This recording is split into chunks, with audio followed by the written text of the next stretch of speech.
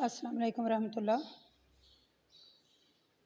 کیا حال ہے آپ سب کا؟ میں امید کرتی ہوں آپ ایمان اور صحت کی بہترین حالتوں میں ہوں گے انشاءاللہ تعالی۔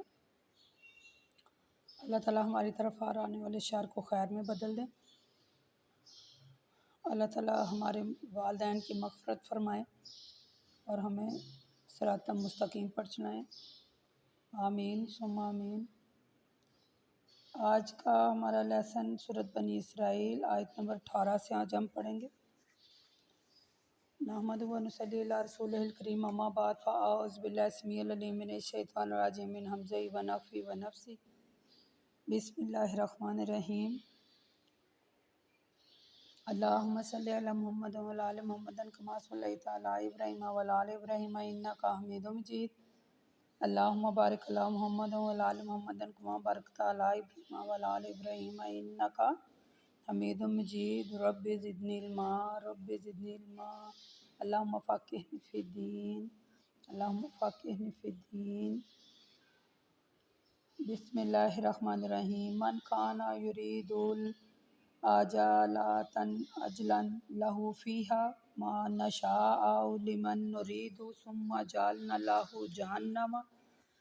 یصلاھا۔ اللہ تبارک تعالیٰ آگے آیت نمبر 18 میں کہتے ہیں کہ جو لوگ دنیا کے طلبگار ہوں تم میں سے،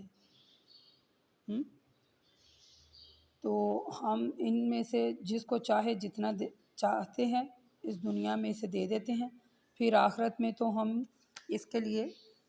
نے اس کے لیے دوزخ تیار کر رکھی ہے جس میں وہ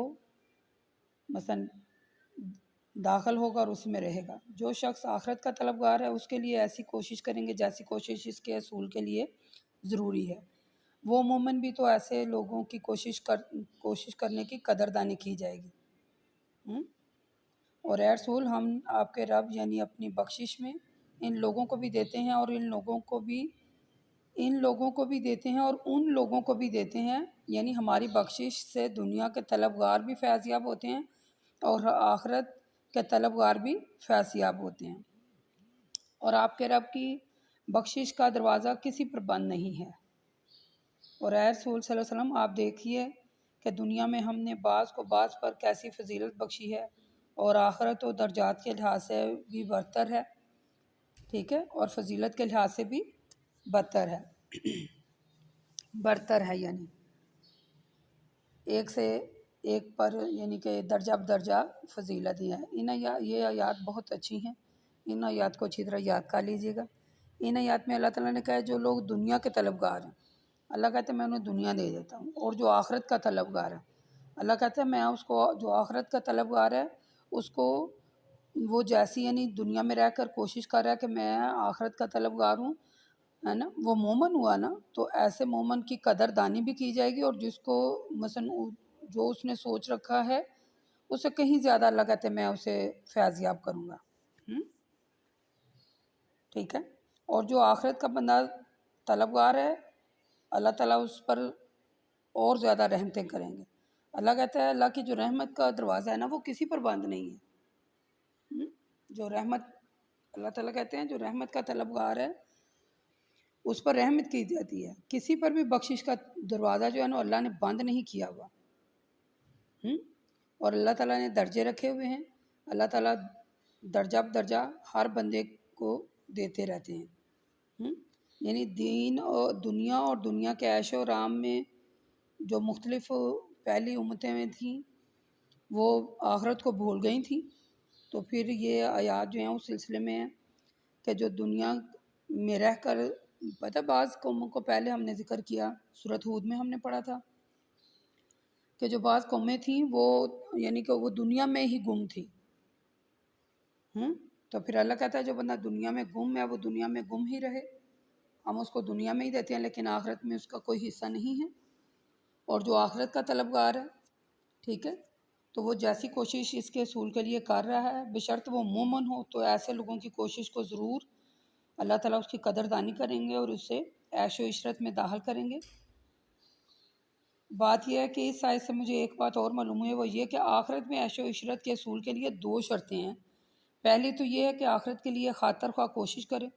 یعنی عمل صالح کرتا رہے۔ دوسرا یہ ہے کہ کوشش کرنے والا مومن ہو، ہم؟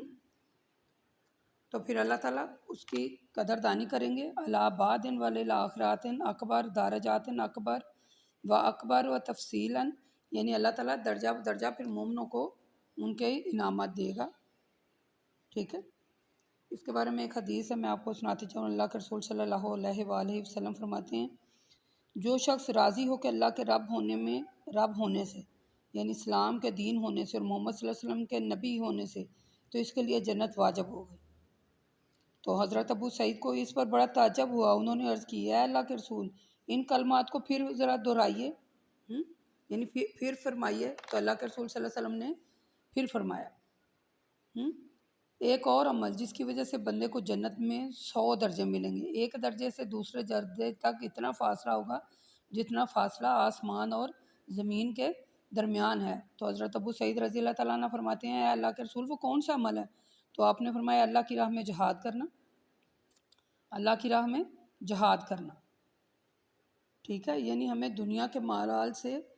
ہرس اور طمع نہیں کرنا چاہیے. جو جتنی ضرورت ہے اس کے مطابق زندگی بسر کریں. لالچ نہیں ہونا چاہیے، یعنی دنیا میں لالچ کی خاطر اپنی آخرت خراب نہ کریں. لا تجعل مع اللہ الہا آخر. اللہ کہتے ہیں، اے رسول، آپ اللہ کے ساتھ کوئی اور الہ نہ بنائیں، اور نہ آپ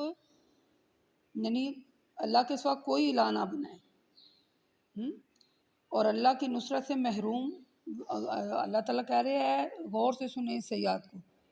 یعنی یہ اس آیات میں اللہ تعالیٰ نے توحید پر قائم رہنے کا حکم دیا اور شرک سے دور رہنے کی تاکید کی.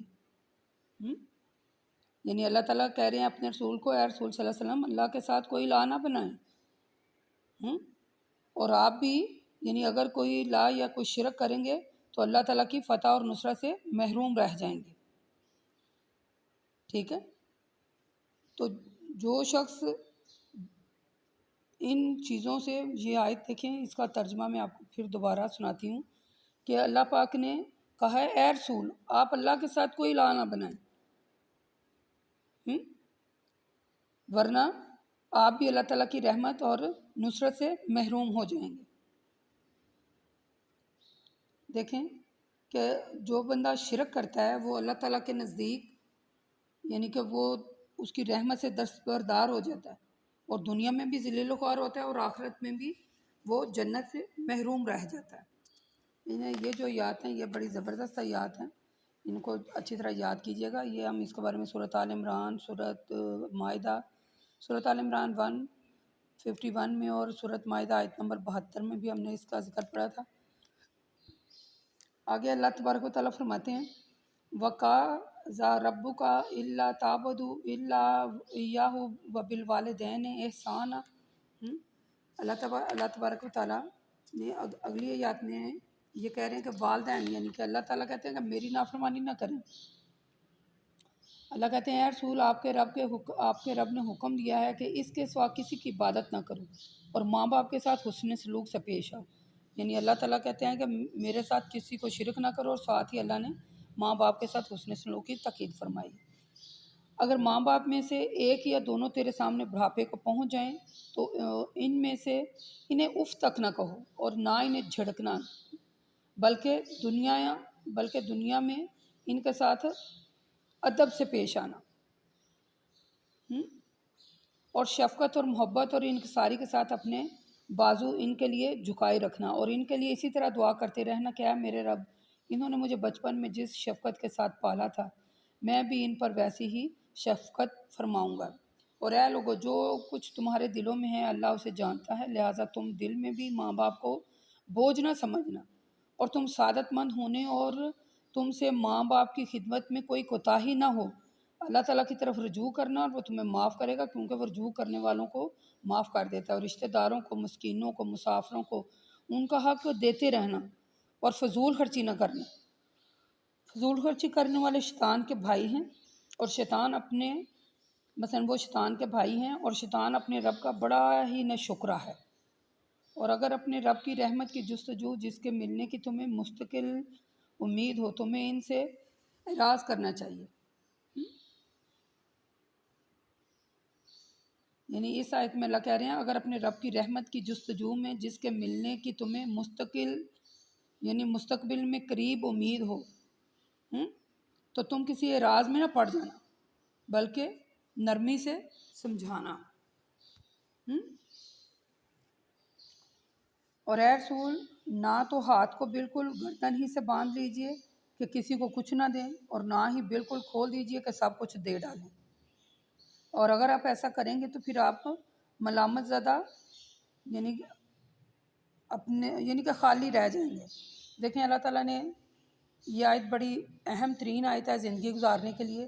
یہ بڑا اہم ترین پوائنٹ ہے کہ اللہ تعالیٰ نے زندگی گزارنے کے لیے کیا کہا ہے کہ والدین، کہ اللہ تعالیٰ نے یعنی اپنی اطاعت اور فرما برداری کے بعد کہا ہے کہ والدین کے ساتھ شرک نہیں کرنا، تو انہیں اوف نہیں کہنا۔ اگر دونوں ہیں، ایک ہے یا دونوں ہیں، تو دونوں کے ساتھ نرمی کا معاملہ جو ہے نا اللہ تعالیٰ نے رکھا ہے۔ تو پھر آگے اللہ تبارک و تعالیٰ یہ آیت بڑی اہم ترین آیت ہے، دیکھ لیں۔ یعنی زندگی گزارنے کے لیے اللہ تعالیٰ نے کیا کہا ہے؟ اللہ تعالیٰ کہتے ہیں کہ رشتہ داروں کو، مسکینوں کو، مسافروں کو ان کا حق دو، ٹھیک ہے؟ جتنا بھی ہے، جو بھی ہے، یہ نہیں ہم کہہ رہے ہیں اگر آپ کے پاس لاکھوں ہے تو ان میں سے دیں، اگر آپ ہزاروں میں ہیں تو ان میں سے دیں، اگر آپ 100 میں سے ہیں تو اگر یعنی اس کنڈیشن میں ہے کہ آپ کچھ دے سکتے ہیں تو خدا را ضرور مدد کریں، ضرور۔ تو پھر اس کے بعد اللہ کہتے ہیں کہ اپنے رب کی جستجو کریں، ٹھیک ہے؟ والدین کو اف تک نہ کہیں، قریبی رشتہ داروں، مسکینوں اور مسافروں کو ان کا حق دیں، اور فضول خرچی نہ کریں۔ پھر اللہ تعالیٰ کہہ رہے ہیں اس آیت میں، دیکھیں کتنا، یعنی کہ میرا دل کر رہا ہے میں بار بار اس کو پڑھوں، کہ اللہ تعالیٰ کہتے ہیں کہ اے رسول، نہ تو ہاتھ کو بالکل گردن سے ہی باندھ لیجیے، یعنی کہ یہ نہیں ہے کہ بالکل آپ جو ہے نا وہ کیا پنجابی کی کہاوت ہے نا کہ چارے پیر چوک کے منجی تے نہ بیٹھو، یعنی کہ کنجوس نہ ہو جائیں کہ اپنے ہاتھ گردنوں تک باندھیں اور اتنے بھی نہ کھول دیں کہ سب کچھ ہی دے ڈالیں، اور خود کیا ہے خالی ہو کے رہ جائیں۔ یعنی بے شک اللہ ہمارا رب ہے، جس کے لیے چاہتا ہے رزق کشادہ کرتا ہے اور جس کے لیے چاہتا ہے تنگ کرتا ہے۔ بے شک آپ کا رب اپنے بندوں کے حال سے بخوبی واقف ہے اور انہیں دیکھ رہا ہے۔ اے لوگوں، مفلسی کے اندیشے میں اپنی اولاد کو قتل نہ کرنا، اور انہیں بھی کھلائیں اور خود بھی کھائیں۔ یعنی یہ جو ہماری اولاد ہے، آپ نے آج کل دیکھا ہوگا کہ لوگ، یہ ماں باپ، یہ میں اکثر خبروں میں سننے کو ملتا ہے جی اس نے اپنے بچے بیچ دیے، اس نے بھوک اور افلاس کی وجہ سے بچوں کو نہر میں پھینک دیا یا انہیں قتل کر دیا، یا غریبی کی وجہ سے تنگ آ کر، ایسے کا آپ سنتے رہتے ہیں، ٹھیک ہے؟ یہ دیکھیں اللہ تعالیٰ نے ہمیں پیدا کیا ہے، اللہ تعالیٰ نے ہمیں رزق دینا ہے، تو پھر اللہ کا شکر ادا کریں۔ اگر آج کا ہمارے پاس ہے، اللہ نے جو دیا ہے شکر ادا کریں، اگر نہیں ہے تو یہ سمجھیں کہ قسمت میں نہیں تھا،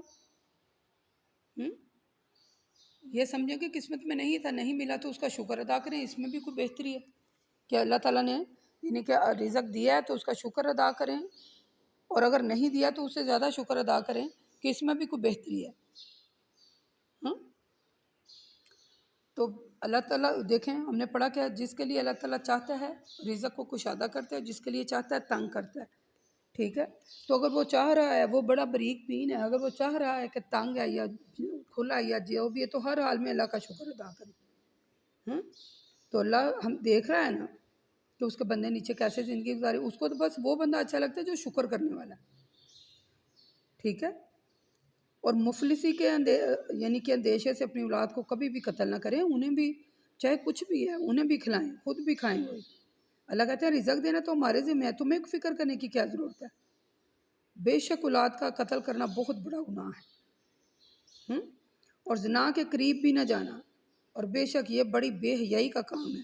اور بہت بری روش ہے۔ آیت نمبر 22 کا ترجمہ میں نے آپ کو سنایا، یعنی کہ اللہ کہتے ہیں کہ غریبی کے ڈر سے جو عورتیں زنا کر کے بچوں کا اپنا پیٹ پالتی ہیں، یہ بہت بڑا گناہ ہے۔ اللہ دیکھ رہا ہے جو کچھ نیچے ہو رہا ہے، اللہ کو سب پتہ ہے۔ اور اے لوگوں، کسی جاندار کو جس کا قتل کرنا اللہ نے حرام کیا ہے اسے قتل نہ کرنا مگر حق کے ساتھ، اور جو شخص بحالت مظلومی قتل کر دیا جائے تو ہم نے اس کے وارث کو اختیار دیا کہ وہ مقتول کے بدلے میں قاتل کو قتل کر دے، لیکن قاتل کرتے وقت کسی قسم کی زیادتی نہ کرے۔ اگرچہ ایک حقیقت یہ ہے کہ قصاص کا معاملہ جو ہم نے پیچھے سورۃ بقرہ میں پڑھا تھا، ٹھیک ہے، وہ اور اے لوگوں یتیم کے مال کے قریب نہ جانا مگر ایسے طریقے سے جو بہت اچھا ہو، اور یتیم کی خیر خواہی پر یقین، یعنی کہ اس کی خیر خواہی کرنا یہاں تک کہ وہ جوانی کو پہنچ جائے تو اس کا مال اس کے حوالے کر دینا، ٹھیک ہے، اور عہد و پیمان جو تم نے کی ہے نا اس کو پورا کرنا، بے شک عہد و پیمان کے بارے میں قیامت میں بعض پور سے ضرور ہوگی، اور جب تم ناپ تول کرو تو پورا ناپ تول کرو، ڈنڈی نہ مارو، اپنی ڈنڈی کو سیدھا رکھنا ناپ تول کرتے وقت، یہ بہت اچھی باتیں ہیں اور انجام کے لحاظ سے بھی بہتر ہیں، اور اے انسان جس چیز کا تجھے علم نہیں دیا گیا اس کے پیچھے نہ پڑ، بے شک کان، آنکھ اور دل سب یعنی قیامت کے دن سب کے بارے میں باز پوس ہوگی، اور زمین پر اکڑ کر نہ چلنا اس لیے کہ تو زمین کو پھاڑ نہیں سکے گا، اور نہ تنہا پہاڑوں کی چوٹیوں تک پہنچ جانا، اور اے رسول ان کاموں میں سے ہر ایک کام برا ہے، آپ کے رب کے نزدیک ناپسندیدہ کام ہے یہ، اور اے رسول یہ باتیں حکمت سے بری ہیں جو آپ کی طرف وحی کی جا رہی ہیں، اور اللہ کے ساتھ دوسروں کو لا نہ بنانا، اور نہ آپ بھی ملامت زدہ، یعنی پھر اللہ تعالیٰ نے اس بات کا ذکر کیا جو ہم نے پیچھے والی آیت میں پڑھا کہ اے اللہ کے رسول کیا ہے، اللہ کے سوا کسی اور کو الہ نہ بنانا، ٹھیک ہے، ورنہ جہنم میں ڈال دیے جائیں گے، اور اے مشرکین کیا تمہارے رب نے تم کو بیٹوں کے لیے خاص کیا ہے اور اپنے لیے فرشتوں کو بیٹیاں بنا لیا؟ یہ تو تم بڑی ہی یعنی کہ بہت والی تم بات کر رہے،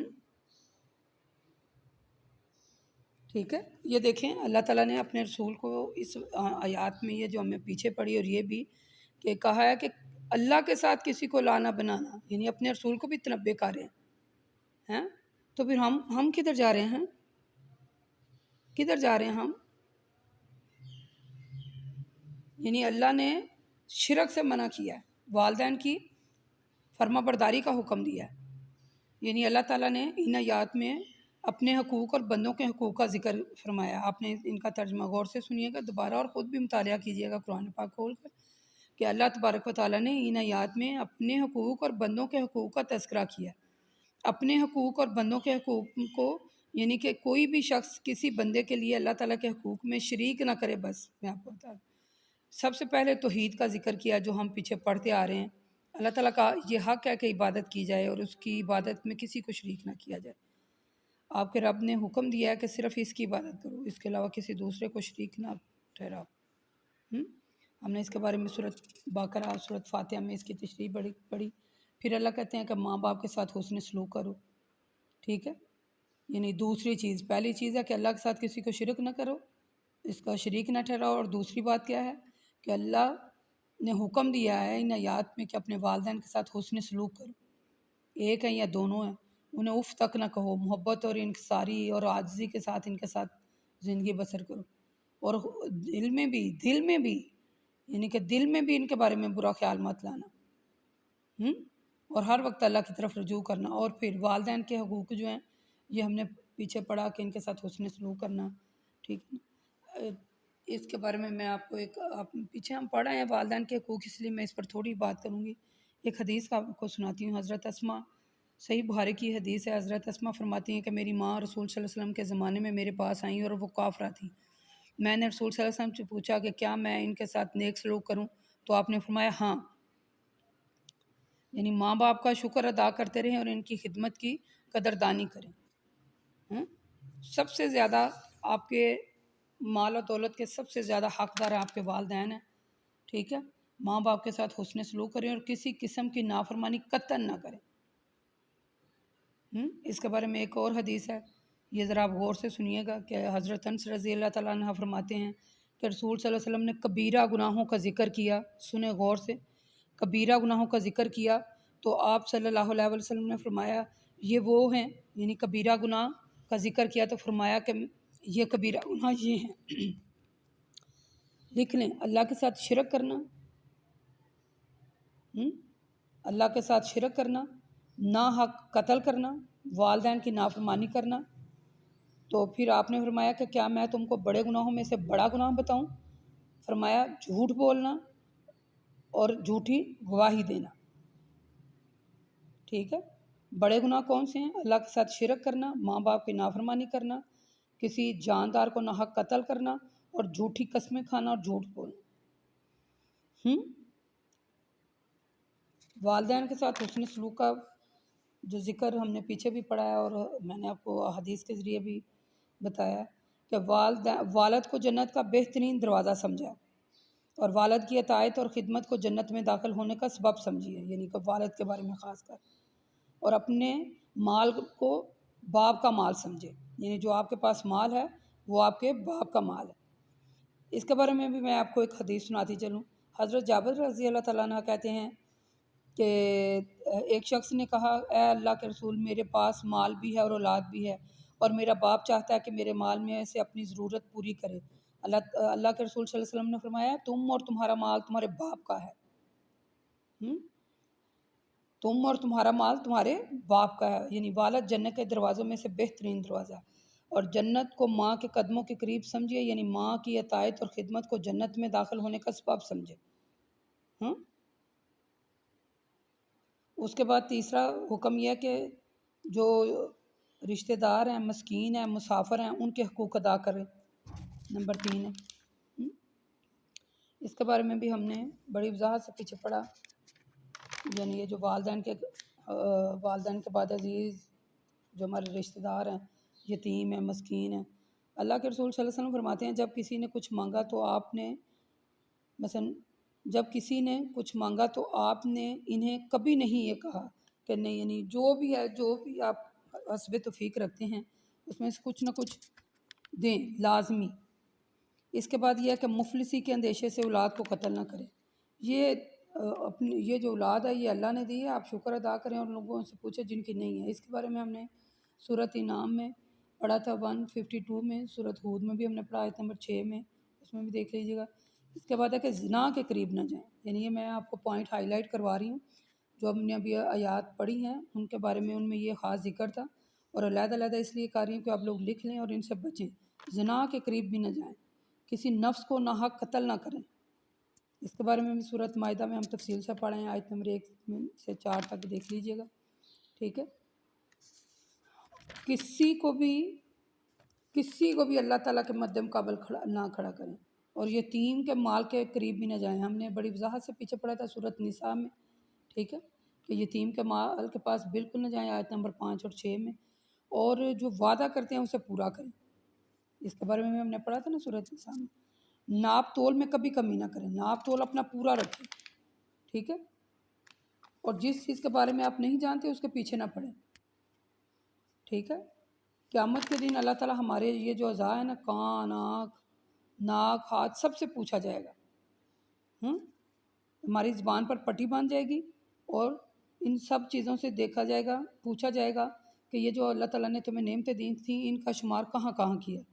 تو ان کے بارے میں نظر ہے کہ اپنی نظر کو نیچے رکھیں، اور غیر محرم پر نظر پڑے تو فوراً، یعنی کہ اسے پڑ جاتی ہے نا، ہوتا ہے نا آنکھ مثلا، تو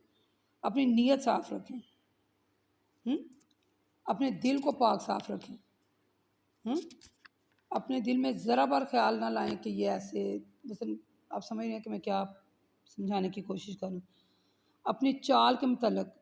متعلق میں آپ کو بتانا چاہوں گی کہ مندرجہ ذیل باتیں ہیں جو آپ نے اپنی چال کے متعلق، چال میں تو ٹرنا پھرنا، چلنا، چال میں متکبرانہ انداز نہ ہو، عاجزی اور انکساری کے ساتھ چلے، ٹھیک ہے۔ بد فعلی کے ارادے سے کہیں چل کر نہ جائے، نہ پاؤں کا زنا کرے۔ اللہ کے رسول صلی اللہ علیہ وسلم نے فرمایا، صحیح مسلم میں ہے، کہ پاؤں کا زنا جو ہے وہ چل کر جانا ہے اس کی طرف،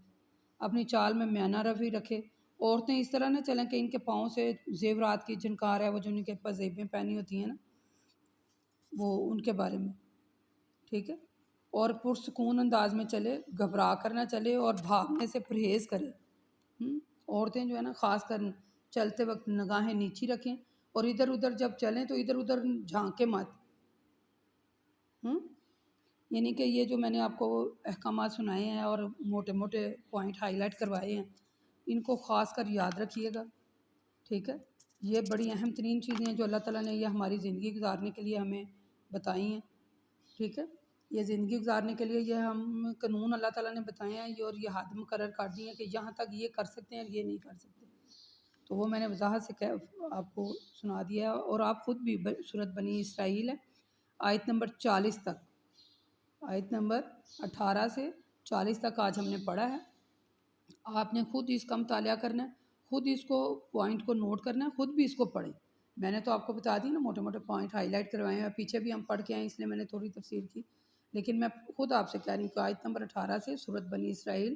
آیت نمبر 18 سے آیت نمبر 40 تک آپ خود بھی مطالعہ کریں کہ اللہ نے زندگی گزارنے کے لیے ہمیں کیسے احکامات دیے کہ زندگی کیسے گزارنی چاہیے. اور آج کے لیے اتنی کافی ہے. تو اس کے ساتھ ہم آج کا اپنا سبق ختم کرتے ہیں. آیت نمبر 40 تک ہم نے پڑھا ہے. اللہ تعالیٰ سے دعا کر لیتے ہیں، اللہ تعالیٰ جو ہم پڑھ رہے ہیں ہمارا سننا اور سنانا اور پڑھنا پڑھانے میں اگر کوئی غلطی پیش ہو گئی ہے تو ہمیں معاف فرمائیے گا، ہمیں ہماری گرفت نہ فرمائیے گا، ہم گناہ گار بندے ہیں. تو اپنی بارگاہ الہی میں یہ جو کچھ بھی ہم کر رہے ہیں اسے قبول اور منظور فرما. آمین. وقولوا قولی ھذا استغفر اللہ استغفر اللہ استغفر اللہ.